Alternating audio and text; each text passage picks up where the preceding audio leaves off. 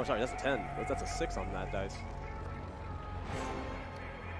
Looks like one of those might be the new Yu-Gi-Oh! Judge dice. Focusing on the game here. Joseph is going to go first with his Unchained strategy. See what card he starts with. He did happen to open the Shayama, not the Unchained monster you want in your opening hand, especially when your opening play is Tour Guide. Makes it a lot harder for you to do any of your lines particularly safely.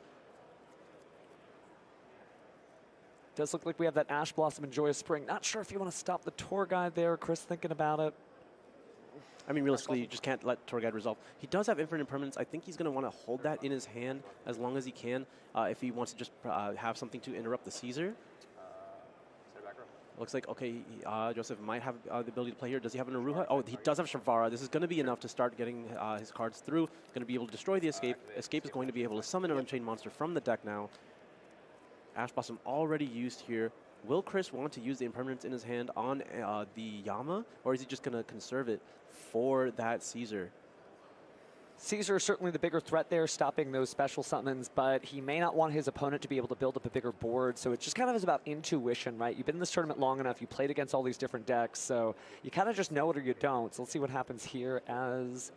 So it's a Rakea from the deck off of the Escape here, which is going to be able to go after the additional trap cards in his hand, because I know he had another one. And also just, you know, allows his board to be a little bit safer here because he's going to be able to block something along the lines of Impermanence. So you're not likely to use Impermanence now, simply because Rakea will interact with that poorly for you. But we did see that Christopher also has a Dark Ruler in his hand, so we didn't even really need to use the Impermanence. But I think had he used the Impermanence, he would have been able to just prevent some of the follow-up, because you know if he gets access to Escape again, then you can set up a Rage multiple times with the Yama in the grave.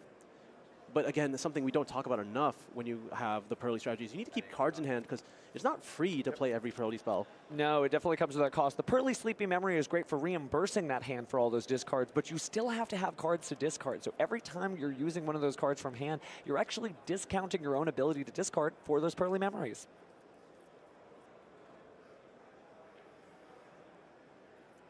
Joseph taking some time to think about his play. He wants to play around as many interruptions as possible. We see the Rakea on the field giving him some flexibility, but he's choosing to remove it right now. Going to go for the Aruha on the Rakea. Rakea is going to be able to trigger, summon a monster from deck or hand. You set the call 101, right? Yeah. Yep, you're good. Yeah, so just confirming that it is Abominable Chamber of the Unchained set. That is going to be able to summon a Unchained monster from the graveyard. But it looks like Sarama is hitting the field here. Sarama, I think, so it has a couple of options here. He hasn't used the effect of the chamber yet. Maybe he opts to destroy that so that he can reset the Escape, or he just destroys the Aruha that's already on the field. Because I think at this point you need to get access to Shayama somehow. So you might have to destroy the Aruha.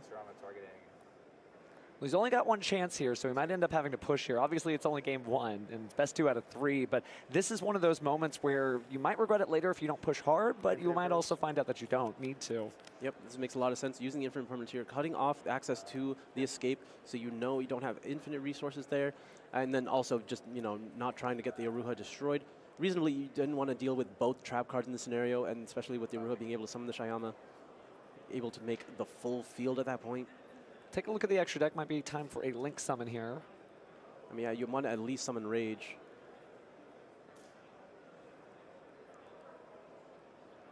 But maybe you go Rage into SP? Certainly would be good, but he's... Actually, you cannot because Aruha was used in hand, so he is Fiend locked at the moment. Oh, that is correct. So these 2 Fiends will become our Unchained Soul of Rage instead. Not necessarily the ideal board. You don't really need Chamber and Rage on the field at the same time, but if Rage happens to be destroyed by some other means, that could be really useful to be able to summon it back. Could also use it to link off its opponent's monster, depending on how this Pearly matchup goes. We have seen Pearly stall out before.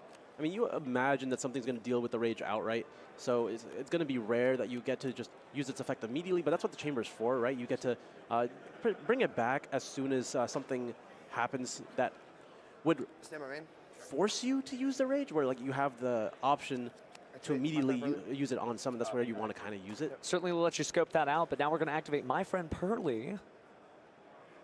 Joseph considering his face down cards before we even get a chance to pay those 500 life points. Yeah, I don't know if he has an additional copy of Escape here. That would be really strong. It looks like he might, the way he's considering that other trap card. Yep, it's another copy of Escape. Yeah, and this is perfect. This is a great way to set up the chamber. He's going to be able to destroy that Rage, be able to go after the My Friend Pearly. He's going to be able to add back likely Sharvara from his graveyard to his hand, so he has even more flexibility. He's going to be able to go into Abominable Unchained Soul if he goes after the Sarama on his field at any point with that Sharvara, so he's able to keep Christopher off as many cards as possible. Might be a difficult duel. There's not necessarily as many resources in Chris's hand that would kind of get things going. Obviously, that Dark Ruler no more is not doing a whole lot. But we haven't even gotten back to him because we're going to go ahead and resolve some effects here on Joseph's side. All right, opting to use the Yama now to summon back that Rage it could potentially be detrimental here because it does play into Dark Ruler. But at least if Dark Ruler is used, you are able to easily just go Sharvara again on the Rage and then summon it back with Chamber, so you have some more flexibility there. Taking a moment to think about which monsters we want to summon next, or if we want to use the Dark Ruler. Obviously, the Dark Ruler no more would be good, but just like we talked about early, every time you use a card, you have one less card to discard for those memories. Yeah, Chris definitely sees that line. He knows all cards available right now. PurelyChristopher will be able to prevent the Rage from getting maximum value if he's able to put monsters on the field, but I saw his hand. He only has two, and one of them is Dark Ruler, and I don't think the other one, or one of them is a spell, but you have to make a choice here. Definitely do. The road not taken may lead to victory. I mean, realistically, you're not going to just activate Dark Ruler and do nothing, right? So you Probably have to activate that Pretty Memory. Summon another monster here. It won't be able to be targeted, so that's pretty good. But you will potentially lose out to an Abominable. Taking a second. There's only two moves to make here. Heads or tails. Okay, Chamber is going to be used immediately here to summon out that Rakea. Just having some even more flexibility in case he doesn't want to have to use the Sharvara immediately. Rakea can go after the Sarama. He'd be able to actually, oh, I see what he's doing here. He's actually going to use Abominable right now to go after the Pearly Street just to make sure Rage can get maximum value. Absolutely. If the straight Pearly Street's no longer on the field, you can target those monsters the turn that they're summoned, and that would be a way to link those off before any Pearly shenanigans happened at all. Especially since you know Chris only has two cards in hand. Yep. You know that you're going to be able to get the value here. I think this is an interesting position. He could have chained the Pearly spell in his hand to be able to summon Pearly from the deck. And then the Abominable would be chaining in response to the effect of the Pearly, which means Rage still can't target it. But not that it really matters. I think you're not actually going to care too much because nothing's going to interact with the actual search. And then Rage could have still used the Pearly after the fact as soon as Street is destroyed. Absolutely. Well, Chris has to make this play now. So Pearly Pretty Memory activated. Yep, it's going to give up that Dark Ruler no more. Gorgeous copy of it for sure. Let's see what we're summoning is going to be Pearly. Yep. My Friend Pearly was already used, so not really useful to go after that. So this is going to be really just forcibly trying to go after the one in the graveyard.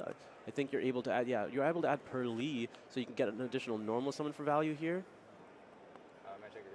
Yep. It doesn't have to use the Rage until the Pearly is activated at this point. But also, you might just do it anyway, simply because you want to have Little Knight for the Pearly, the regular Pearly. So, because there's nothing you can get off of singular Pearly that can do anything at this point. Not yet, but at the same time, it's one of those things where we've seen some conservative play from Joseph's side. Chris has just have to play the cards he has, so we're going to take a look at the top three from using that Pearly effect, and a total whiff, and that's going to be the concession of game one. Joseph able to take it with the Unchained strategy here, going for very important, able to play through those interruptions very efficiently.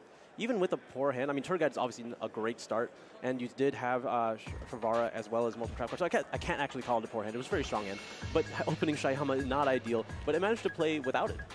It's one of those things where you just try to bury it in the deck, right? You're only running one copy of those cards because you don't want to draw them, but at the same time, it's going to happen sometimes. Obviously, he knew what he was doing. If you get this far in the tournament, you're used to the deck being kind of drawn out of the order that you would prefer it to be, and he showed some great just pressure to make sure that those cats never got well into the house that they wanted to be. So now Chris does have the option to go first here. So we're taking a look at the side deck here. What do you think you pull in to kind of keep that momentum going? Even as the Unchained player, you want to make sure that, you know, Pearly doesn't get a chance to do what it wants to do.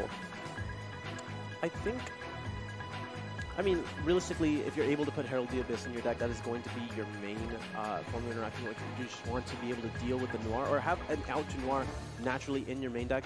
If you don't like naturally have something along the lines of Underworld Goddess in your extra deck. Would be difficult. Obviously, Underworld Goddess is great because you can keep it in the extra deck and go ahead and link off all of those cards, including that unaffected Pearly Noir. But at the same time, if you don't have access to it, you got to work with what you got. On the same side, thinking about, you know, from Christopher's perspective, certainly we've seen Pearly's kind of switch into a control strategy where they use various trap cards to kind of keep up the pressure and protect their own monsters. But we've also seen situations where they can't put a Pearly on the board, so it doesn't really help them to go ahead and just flip up the trap cards and do nothing else. Absolutely. So I think as far as Chris goes, he's less concerned about playing any of those more powerful trap cards. I think he just wants to get going with the Pearly engine. He just wants to be able to set up a Noir. Like, usually if you can get Noir on the field between the first 2 turns, that's enough, right? You get a lot of value out of that, potentially some draws as well. I think he's just going to focus down on getting that. If he manages to draw some additional trap cards to protect the field, that's great. But if he doesn't manage to set up any Pearlies actually on the field, then you're not really getting anywhere. Exactly. It's one of those things where Pearly has been featured multiple times through the tournament, but we haven't really seen those big, beefy extra deck monsters like Pearly Noir. But it looks like the players are just about ready to go here, so we might be going into Game 3 shortly. Or Game 2, excuse me. I mean, maybe shortly if Chris gets exactly what he wants, but we'll have to see here in game number 2. I do see at least one Pearly and Solemn Judgment. So he did switch possibly into those trap cards in a more defensive version of the Pearly deck. Stand by me. Yeah. I mean, this seems like a strong hand. He has access to My Friend. He has a couple of options with a Pearly as well. I mean, if Pearly hits, we haven't seen Pearly hit very often lately today. We haven't. Poor little cat cannot find what it's looking for. In fact, we're leading with My Friend, which takes away from the odds of going with Pearly, but I mean, Chris knows his odds pretty well. I think he has a more strict plan as to what he wants with the My Friend Pearly. Definitely needs to get his game plan going. Just hasn't been able to do it yet so far, but at the beginning of this game 2, getting that My Friend Pearly, allowing him to reveal 3, usually of the same card. Yep, Sleepy Memory, and hey, Sleepy Memory. I mean, there was an option there for going for Delicious, you know, try and make a Noir turn 1. But if you don't have the spells and traps for it, then you don't really necessarily want to do that. No, it looks like he wants to go for the extra resources that we see whenever we get Pearl Leap and Sleepy Memory in the standby phase. He does have access to Solemn Judgment to protect it from something along the lines of Book of Moon or Spellbound. Oh, it hit. We got a Happy Memory here, which is actually incredibly strong against Unchained. Well, I mean, it has a lot of uses against most decks, but against Unchained specifically, it's better to just keep it set because you can protect any card from being destroyed because you can use it as an interruption to protect those additional trap cards or whatever, so they won't get destroyed from Aruha or they just won't trigger. It's always great when you have those unique matchups where a card you have that's just supposed to help your strategy is actually the counter to the deck you're playing, especially when you're this late in the tournament. I've heard a lot of players say if you have access to 2 Happy Memory, it's better to just set them both and the Unchained deck just can't play. That's true. If they can't destroy, they can't do what they plan to do. Not going to escape anywhere. Looks like we're just going to rank up immediately with Pearly here. Going to use that Sleepy Memory. Let's get that Noir on the field there. Not the big Noir, the little Noir. Is he going to just have to activate that happiness? Like, it looks like he's considering it here. Decided not to at the last second. No, we are going in. Yeah, now it's going to be a question of whether he wants to summon or not. He's going to chain. He's going to be able to set that per leap. So now it's 3 materials, counting up to 5. Always right there on top. Certainly easy to find. I think he's considering he's going to discard the Pearly here to special summon. What's going to be protected. Yeah, the Happy targeted the My Friend Pearly, just confirming as well. It's just remembered. So My Friend Pearly cannot be destroyed this turn as well as the next turn. And there is Pearly going to be able to use its effect, add another card here. It's going to add Stray Pearly Street. And knowing that we already have Pearl Leap, that Stray Pearly Street is really going to help because next turn, no targeting on that monster. Yeah, this is a very strong opening here. Near ideal, I'd say. Well, Pearly fans, pray for your powered up deck because this is actually how the deck is supposed to resolve. Pearly after Pearly, and here's another Sleepy Memory during the end phase. You have a protection built in from the Solemn Judgment here. And then you also have the small protection of just having Pearly on the field means Herald of the Abyss makes you choose that monster with that type and attribute. You can just send the Pearly instead. Yeah. No, absolutely a heads-up play there because Herald of the Abyss, it's really designed to make your opponent go ahead and send the card to the graveyard. So, you know, Pearly Noir, it might be unaffected by activated effects, but it's not unaffected by your opponent being made to send it to the graveyard. But since, again, just like you said, you've got that Pearly Noir, you can go ahead and protect it. Speaking of Pearly cards, looks like we are going to go ahead and use the Pearl Leap. We drew 2, and now we're about to draw 2 again. Yep, every single copy of Sleepy is once per Activate the turn. effect of And now, since you summoned a new monster on top of it, you can use them again. So that is 4 activations of Sleepy Memory for 4 cards drawn. And then there was at least one Nibiru drawn. So Nibiru and Ash Blossom sitting in Christopher's hand. How many cards are there? 5. It's a very strong position, having put 5 very powerful cards on the field. Good situational awareness and still having 5 cards in the hand. All right, we're going to start off with Dark Contract from the gates here. Not necessarily anything that Christopher has to actually be worried about. So we're adding to our hand our Vice King Requiem, the DDD strategy. Remind me again, how much defense does Noir naturally have? Ooh. It has so much defense when I see Happy Memory. I don't think I remember that off the top of my head. But luckily, we've got the Yu-Gi-Oh! Neuron app to be able to check that at our leisure. I want to say it's 2,800 so, without Delicious Memory anywhere near it, so it doesn't gain any stats. So You would be correct. 2,800 it is. Yeah, 1128. Okay. So I believe it's only 2 copies of Sleepy as well as a Happy under it. So not going to be massive here. You could just attempt to attack over it with the Deus Ex, the Machina X. It's this effect that gives it the pop, right? Yeah, that's that effect. Yep. But that'll just force the Noir to just go ahead and send it back to the bottom of the deck. Are they cards or just the monsters? Certainly can't wait around to get destroyed by battle. I'm thinking here. Have to get its material sometime later. I feel like I know what you have after that. Chris may be using the powers of the Millennium Eye that he has tattooed onto him, thinking that he might know what is going to happen next. Yep, so he's going to have to be really mindful about what he detaches here. Detaches the Detach, Happy as well as the Noir, which puts him at under 5 materials, but it looks like there is not a copy of enemy controller to try and take the Noir. But it wouldn't work anyway because there is a straight Pearly Street and it was special summoned this turn, so it can't be targeted actually, so it's pretty safe here. Definitely get to actually use those Xyz materials and not worry too hard because your card is safe. So even though it can now be affected by card effects, it is still going to be protected from targeting by the straight Pearly Street. A copy of Forbidden Droplet would have gone a long way. But now we can normal summon Tour Guide. Yeah, 4, right? Yeah, 4 and Considering what we're going to do, Joseph's got 4 cards in hand. Obviously, we did see the Ash Blossom and Nibiru earlier. He may want to hold out and just let the Nibiru happen. But he also could Ash Blossom right here. It'd be very strong to stop Tour Guide in its tracks. At this point, you probably just want to be aggressive with the... Oh, well, you know, never mind. That's aggressive for sure, using the Solemn Judgment on the Tour Guide. So you got, 40, Wasting that normal summon and preventing anything from being on the field. That's a little bit better than negating the effect because, again, now there's not a monster on the field to destroy. At this point, I believe what Chris's game plan is he's going to use every interaction he can with Noir to go after whatever he tries to destroy, via, whether it be Aruha, Rakea, or whatever. He's just going to use a prison on the Ash on the prison here. And that is all she wrote. Looks like Pearly is pushing towards that amazing Defender's trifecta. Yeah, but very quick game 3, just like you wanted. Oh, sorry, quick going into game 3. Turns out I didn't misspeak after all. Duelists are going to have to think pensively because, again, this is it. This is your last chance to activate, or excuse me, access your side deck. Decide what it is that you want to do. Don't want to overcompensate too hard. You need your in-engine cards so that you can get your game plan going. Yeah, we were talking about powerful cards here coming out of the side just to protect your turn 1 plays. That could be somewhat detrimental if you draw them without being able to play on your own.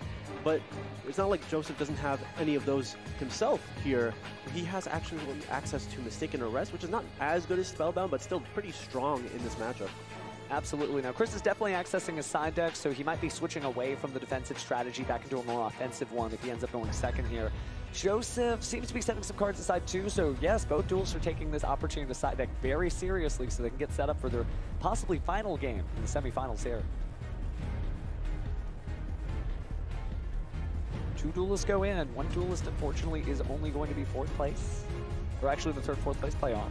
But both just decorated duelists in their own right, and what an amazing adventure that they've had to get this far. Absolutely. I wonder how much Joseph's going to keep in his deck, even though he knows he can go first now, whether it be the Droll and Lockbirds, just to hold. If they functionally are similar to Mistaken Arrest is obviously better because it cuts off that first interaction, but Droll and Lockbird keeps him away as well, and maybe you just want to maximize that ability to just make sure Chris can't put any cards on the field, or can't generate any value, and then he has to still play into the Unchained field. But I don't know if there's anything worth giving up for that exchange. Maybe something along the lines of Nibiru. Like Nibiru has been shown to be not as strong. I mean, I think it's very similar to Droll and Lockbird, where you can't really play into the field as well as a copy of Nibiru in hand because you have to play into it, but Droll and Lockbird is a little bit more severe. Absolutely. It's one of those things where, you know, Nibiru hasn't come up too much in this match. It hasn't really had a turn where we've had so many summons where it would be relevant. But this could be the duel where it is important. So that's always the decision you have to make with your side deck. Is it going to happen or is it not? And you might guess right, you might guess wrong, but that could cost you your tournament survival. So the players are getting fully shuffled up here. They've finished siding. They're about to present and get started. One more power shuffle from Chris here. It's your last chance to do it. You want to take every chance you can as long as you're still operating within the side deck time limits. And our judges are there making sure the players keep the pace of play. But again, this is it. This is that moment where every single decision is so important. Every decision is writing the history of YCS Richmond. You know, some people can be a little bit superstitious. Like, you try to give it that extra shuffle so you can have just that much better of a hand, right? Magic sauce. Great sportsmanship as the players shake each other's hands and get ready to draw their opening hands themselves. The 5 cards are placed on the table there. Looks like we're going to be ready to go. Both players seem to let out a sigh. Obviously really interested in Game 3 here, the semifinals of YCS Richmond. Yeah, not a whole lot of excitement because there's just so much pressure. They can feel it. This is their one shot to move on into the finals. They have to take this game. Looks like Joseph's going to go first, crossing into the main phase. Really considering his options here, not going straight away, so maybe not the easiest decision. Okay, so it's going to be Abomination's Prison. That usually means you have a lot of safety going through your plays, likely going to be something along the lines of Aruha or maybe one of the trap cards to get started. Haven't gotten a chance to see Christopher's hand yet, so we don't know if he's sitting on an Ash Blossom and Joyous Spring. There is the Aruha. Do we see a Drone Lockbird for some reason from Christopher? I imagine not so, but you know, you never know. Certainly would be interesting. But it looks like we're going right into setting a card face down. Yeah, the very standard opening here. Aruha tribute hit the set. It's going to be Escape. So we have access to Escape at least. Escape is likely going to... I suppose you can summon Shyama here. Yep, there's Shyama. Shyama going to be able to destroy the Aruha. Going to be able to summon Sharvara from the deck. All of a sudden, we have very quickly gotten to 2 level 6 monsters. This at least, this line of play plays very, or tries to keep you as much advantage as soon as you can. You're putting the Shyama in the graveyard to fulfill more special summon ability, while also putting Sharvara in the graveyard so you can immediately set another of those unchained spell traps. So now you'll have access to Chamber as well. And of course, Yama is going to be able to get you anything else you want. Now this could be a turn where Nibiru might be really important. Yeah, but this is the line that allows you to protect yourself from Nibiru the most. So likely the Yama is going to add Sarama to hand so you can normal summon it, because you did start without having to do any of those normal summons. Okay, you're adding Sharvara, which means you probably already have Sarama in hand. Makes sense if you're not going for that one of in the deck. Gonna go and present. Let's go ahead and get a little cut here. Find out what's going on next. Very deliberate, intentional play from Joseph here, just making sure that he's making every correct decision he can. Okay, no, he's going for Shyama here. Just immediately trying to special summon himself, going to be able to summon another monster from the deck with the effect of Chamber. There's going to be another Sharvara. This feels like the point where we might intersect into our High Wave King Caesar. And there we go, we're opening up the overlay network. Yeah, Chris didn't seem to have any kind of response here, so there is a Caesar in defense. Trying to play around maybe a Lightning Storm or so. Possibly. Just don't want to take that chance again. Every moment's important here. I see. He wanted to conserve the normal summon for Tour Guide. This is really interesting. Does he play Sangan? Taking a roundup route look here. I don't see a Sangan. Interesting. So not going to be doing any of those fancy plays right now. I wonder what he's trying to go for. He's going to try to summon... Yeah, so he's going to summon a Rakea. He can use Sharvara in his hand to destroy the Rakea and try to end on a much stronger field. Is he going for double Caesar? He might be going for double Caesar. It would be very powerful. Obviously, you can use that effect multiple times per turn. Having 2 sets of them, that might be an incredible way to keep those Purleys from ever doing what they're supposed to. Just taking a little look at the graveyard here. Yep, there it is. He's going to be able to finally summon that Sarama. Sarama can likely go after the Rage and reset Chamber. Does he target the chamber here? Would imagine so. Certainly a masterclass of Unchained play. Everything getting to resolve, everything getting to go off. Unfortunately, it doesn't look like Christopher has anything in his hand that would stop this prematurely. No, he's going after escape here. Yep. You're going to add back another Sharvara. Okay. Interesting.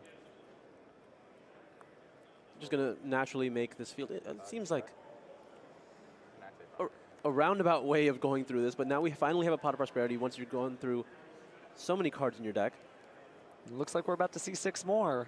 Now you're looking for that non-engine at this point, right? Or you probably would take another copy of Chamber. Chris looks, I'm not really sure what that means. Well, it looks like we got Infinite Impermanence, another Infinite Impermanence, 2 copies of Dark Contract with the Gate, a Droll and Lockbird. Oh, you're taking the Mistaken Arrest. You're taking the Mistaken Arrest. The Mistaken Arrest is huge here. Nice to be able to play Tour Guide and Mistaken Arrest in the same deck. They're on the bus. Taking a second here to think about it. The Mistaken Arrest is what he's going to take. We've talked about it throughout the tournament, but... No, it's neither player can add cards until the end of the next turn. It's similar to a Droll and Lockbird, but you can draw. And it works for 2 turns. So it will be stopping Joseph's turn on the following turn as well. Hey, but if you're already set up, that may not be the drawback you think it is. The biggest concern here is that you don't get the value from Caesar if you activate this. Thing, right? Ah, because it's just a monster on the board hanging out with no summons to negate. Well, no. More so not being able to add the Dark Contract because it blocks you as well. Turn? But I mean, that was going to happen with Droll anyway. Anything? Nothing in the draw phase. No. Yeah, Mistaken Arrest is not a card you typically use immediately. You want to wait until it trades up. Christopher, I think, mistaking it for Shared Ride earlier, but no, it's Mistaken Arrest. Sengen is in trouble this time. Considering carefully his options, this is Pearly's last hope in the tournament, and also Christopher's. I mean, still also Joseph's. No guarantee that he gets to steal this victory here. But it is a strong and impressive board here, so Christopher's going to have to make some careful plays to get through it. He does have that Harpy's Feather Duster. Yeah, he has a lot of powerful spells in his hand, the Enemy Controller as well as the Dark Duster. Did I see a Dark Lord more? I don't think I did. Oh, yes, it is there in the corner. So he's got everything he needs to turn this board basically just off. But he has a Sharvara in hand. He unfortunately doesn't have Yama.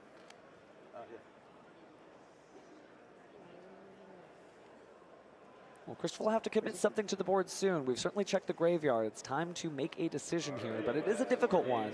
Certainly can sympathize. Okay, we're starting with the Duster. It's going to force out the Mistaken Arrest at the very least right now. The Escape is going to be able to summon a monster from the deck.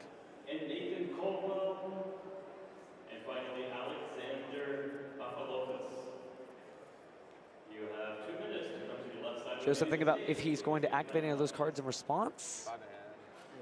He might not want to use the Mistaken Arrest if he doesn't have to, just so he can keep the follow-up available to him. But I think that's a little risky. It's an important decision, but he is going to activate Mistaken Arrest.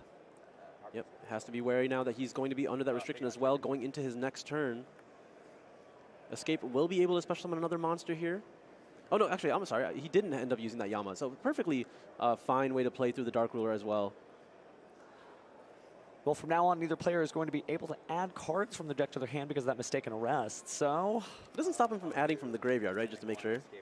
Taking a look at the text here, only the deck is restricted. Cool. So really, only thing we're losing out on is going to be that Caesar for this moment. 2 cards, I wonder what you even want to summon with this right now. Maybe just an Aruha. Yeah, just an Aruha, just so you have access to Abominable from the Sharvara in your hand.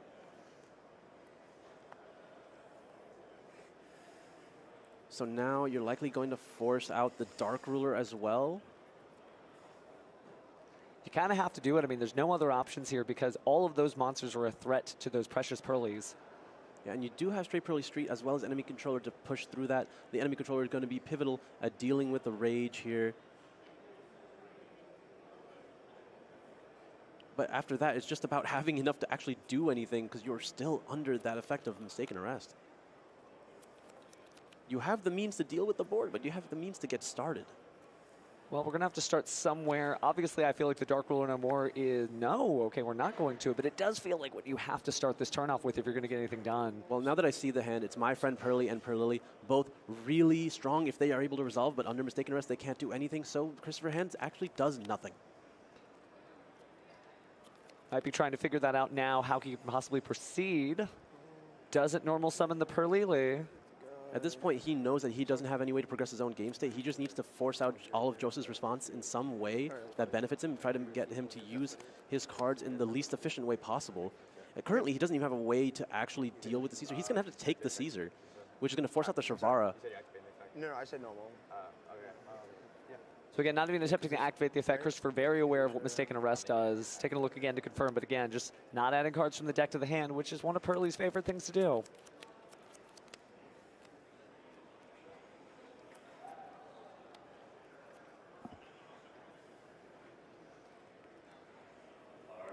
Looks like he's going to be activating that Dark Ruler finally here. That's going to be fine. Definitely have to. No monster effects can be activated in response to this card, so there's probably not a lot we can do here. Joseph's just going to say, okay. And now Christopher has to find a way to force out any of Joseph's cards. How many cards is that? How many cards? Three. Certainly a heads up from Joseph playing all of his monsters in defense mode. I think he was trying to avoid any Lightning Storm blowups. Only got half the Lightning Storm, though. We got the Feather Duster, not the Raigeki. Yeah. Chris knows he's in a rough situation here. He's trying to find some line, looks into the graveyard. Don't think it's there. Taking another look at that graveyard. There's not really a lot of options here. He's going to have to try to enemy controller take one of the opponent's monsters here, likely the Rage, so he can use the Rage, but that's going to be a trigger. That's going to trigger the Rage. Oh no, he's actually managed to force out a play from Joseph here because Joseph doesn't know that Chris doesn't have anything. Trying to get the most mileage out of your Unchained monsters, but it is true that Christopher hasn't really started his turn yet effectively. Really only turning effects off, getting that monster on the board, but if you can't add those cards to your hand, you can't continue this duel, so see what he does next. Go ahead and sending out a Ruha, destroying it, and bringing out Shavara. So, Rakea already in the graveyard. I'm not sure what you want to summon here. Are you trying to summon Abominable? Seems very expensive at this point.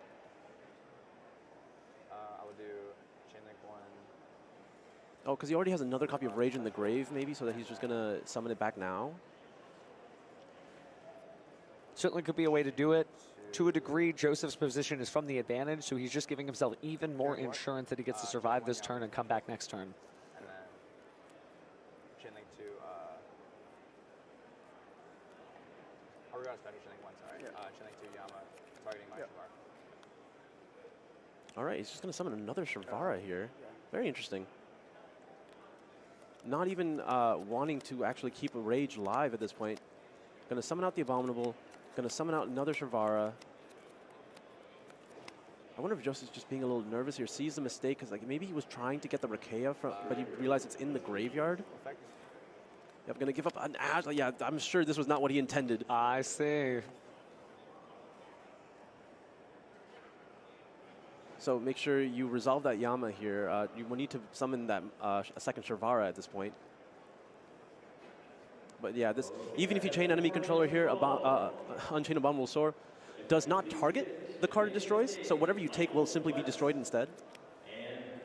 It's a difficult decision for Chris. He's taking a look at that graveyard again, and yes, in Unchained there certainly are a lot of options, but at this point we've got to push the duel forward. There should be, the Yama should be summoning that Shavara from the graveyard as well. The Shavara currently on the field was from the hand.